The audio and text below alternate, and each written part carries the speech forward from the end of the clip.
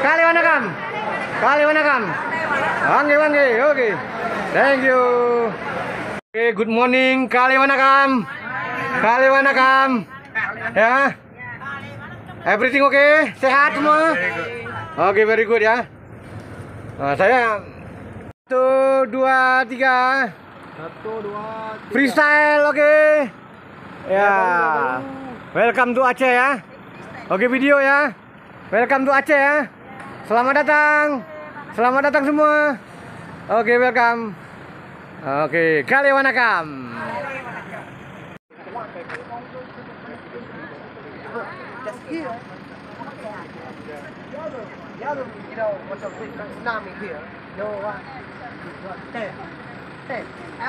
Enjoy your meal ya. Kaliwanakam. Kaliwanakam. Makan mie ya. Kaliwanakam. Nanti masuk grup ya.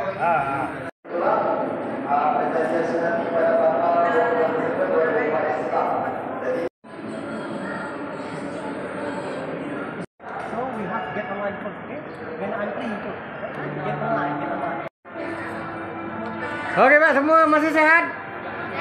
Nah, masih sehat ya. Oke, semangat ya, semangat. Nah, Kaliwanakam ya. Oke Pak ya. Tengok wayang ya. Halo.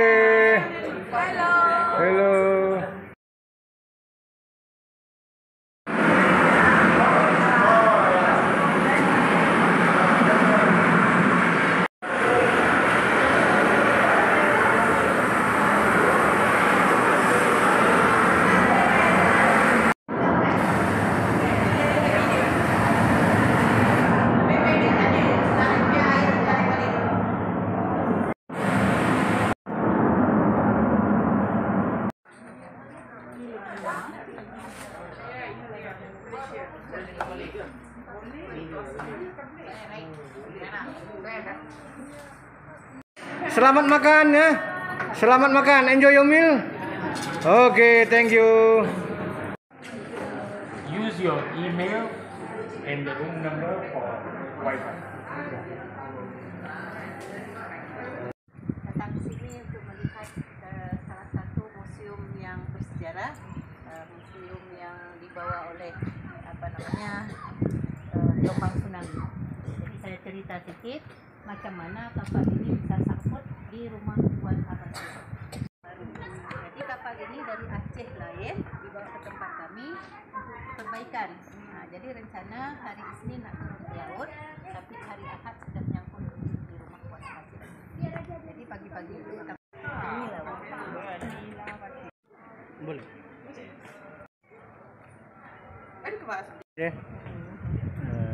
Bergaya.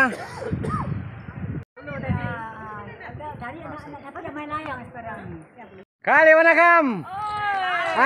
Pura-pura bahagia. Pura-pura bahagia. Oke.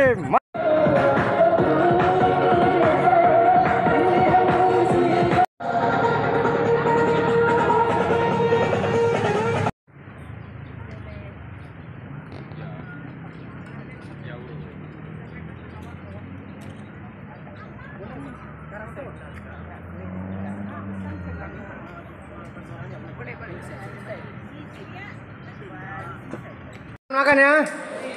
Selamat makan masakan Aceh. Oke. Masakan Aceh ya. Lain tempat, lain makanan. Coba semua ya. Yang penting sedap. Oke.